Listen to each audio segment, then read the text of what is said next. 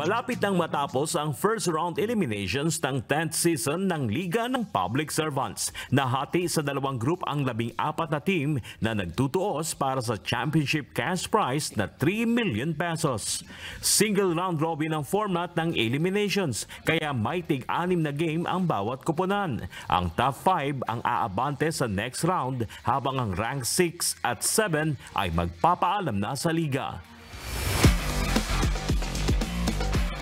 Kaya naman asahan ng mas exciting na ball games sa triple header bukas, araw ng Martes na gaganapin sa Paco Arena sa Maynila.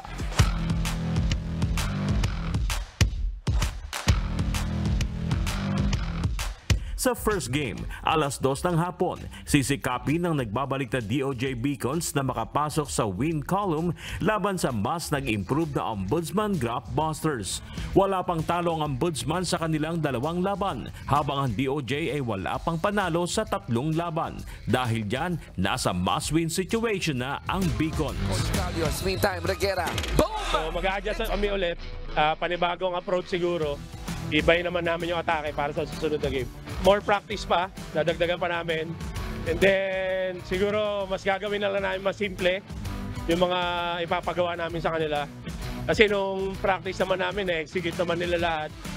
But iba siguro kapag game situation lang. Kailangan namin sigurong mag-double time dun sa aming effort, sa rebounds, tsaka yung 50-50 balls, and then yung running game namin, medyo, tsaka yung transition namin. Kailangan namin magawa yun, from offense to defense.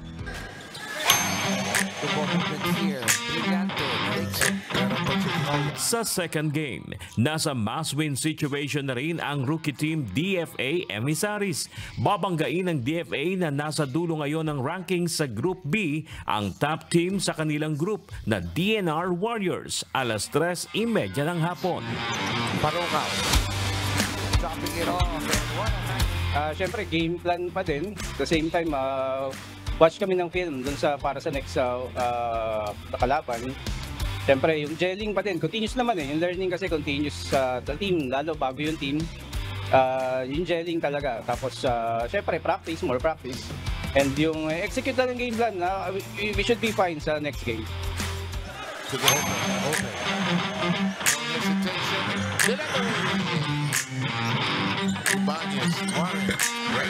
At sa main game, magkakaalaman naman sino ang makakasungkit ng ikatlong panalo sa sagupaan ng NHA Home Masters at Judiciary Magis. Alas 5 ng hapon, kapwa may tig-2 panalo at 1 talo ang NHA at Judiciary. Matagal na rin naman namin silang kalaban, kailangan play hard lang kami.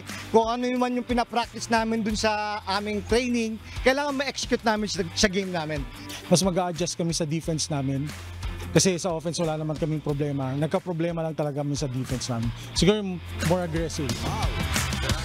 Mapapanood pa rin ng live ang UNTV Cup Triple Headers sa YouTube channel ng UNTV Sports.